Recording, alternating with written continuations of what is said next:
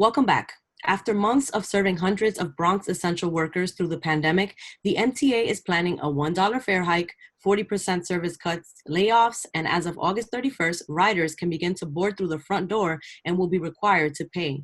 For one council member, social distancing on buses, particularly the BX3, has been virtually impossible here in the Bronx. And he has some ideas. Welcome, Council Member of District 14, Fernando Cabrera. Thank you for joining us, Council Member. Thank you for having me. Of course. The first things first, how are you? How is your family? Well, it's been a tough season. I just lost my mom, and as a result of COVID-19, she had just moved to Arizona, and one thing led to another. The consequences of COVID-19, she passed away. So it's been a tough time for my family, and my mother-in-law has stage 4 cancer.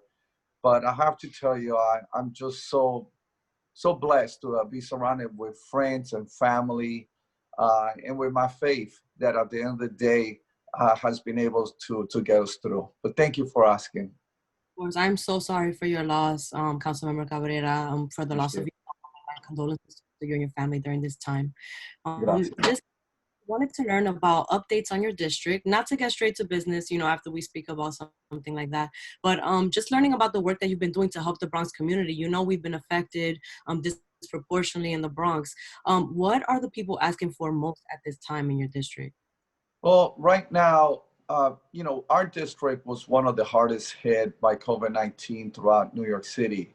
And so that level of impact affected jobs, effective quality of life.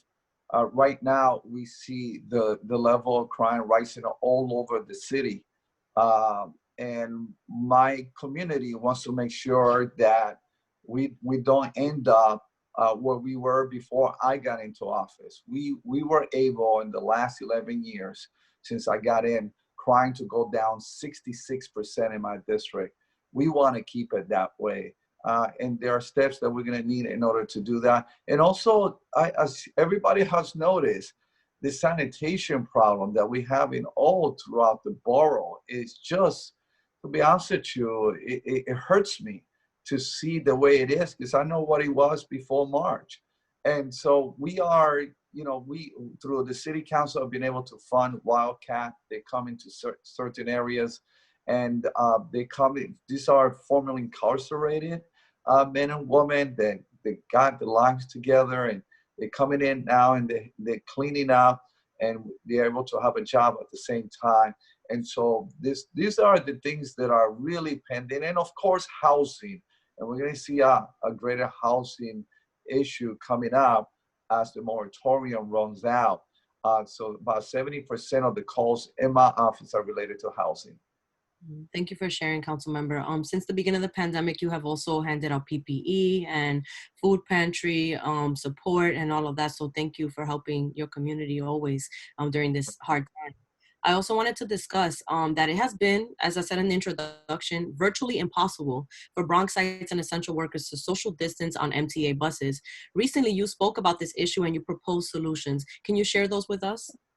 Yeah, I talked about BX3 right here, very close to where I live. So I see it when I drive by, or people in my community see the problem. BX3 is jam-packed. It's considered the busiest, most filled bus route in the entire Bronx, and one of the highest in the entire city. It's ridiculous that we have a situation where we are being told to social distance, and at the same time, we don't have enough buses in order to do that. We have reached past the critical mass. We need to have more buses dedicated here. Look, we lost 2,000, the MTA lost 2,000 drivers they were infected by COVID. And we can't put them in that situation. We can't put our residents there already. And many of them are essential workers. So, they're forced to go to work. And so we need to change business as usual. And as a council member, what will you do to bring funding to the MTA for these suggestions? We need funding for the MTA to get those buses that you're proposing as well. Well, the reality is that they have the buses right now. what they need to do is go to those bus routes that right now they're basically almost empty, and they have buses lined up. We see them one behind the other, and get some of those buses to come to the BX3, because otherwise, especially now with the fall, the flu is coming. People tend to be more indoors than outdoors, so they're going to be more vulnerable to COVID-19 again. We don't want a part two. We don't want a second wave. And it's a simple solution to this problem. What are your thoughts on the proposed dollar fare hike? You know, the MTA will start charging $3.75 soon, and impending service cuts, as well as essential MTA employee layoffs. What are your thoughts on all of that? You know, it's staggering that people are hurting financially like never before. We are in a recession that is going to last about 7 years. Then, on top of that, you're going to increase the fares by $1. The solution to this problem is that the federal government has to step in. They're the ones who told us to shut down. At the end of the day, we're going to need between $40 to $60 billion in the next 5 years. We are in need right now, $20 billion right up front. Otherwise, we're going to have a really bad situation. And let me just jump and add, for the city as well, we're in that. We still, I want people to know that we're still in the hole. And if we don't get federal aid, there's going to be 22,000 people being laid off from city jobs. So it's crucial that Congress and the president step in, and we're sounding the alarm that we're running out of time. We're talking about just a month from now, things are going to get tough unless we get that help ASAP. And with that being said, Councilmember, can you just remind us of the importance that our votes will make this upcoming election season? I'm telling everybody, step up. Let's vote. I always say you can't complain unless you vote. Your vote is power. You want your community to be recognized? Vote. You want your community to be taken serious? Vote. You want to see changes take place? Vote. Vote your values. Vote what you believe is the best for your future and for the future of our community. Let's step up.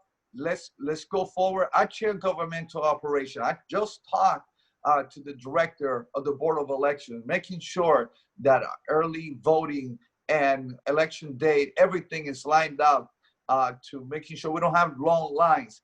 Please, let's step up. It doesn't take that long. If you want to vote from home, you could do that. If you want to vote early voting, you could do that. Right now, we really have no excuses. We have so many options. If you want to vote on election day, do that. But, you know, words without action is dead. So this is our time to really step up and to say, I'm going to vote and make my vote count. Thank you so much, Councilmember Cabrera. Before we go, how can your constituents get in touch with you and your office if they need any help at this time?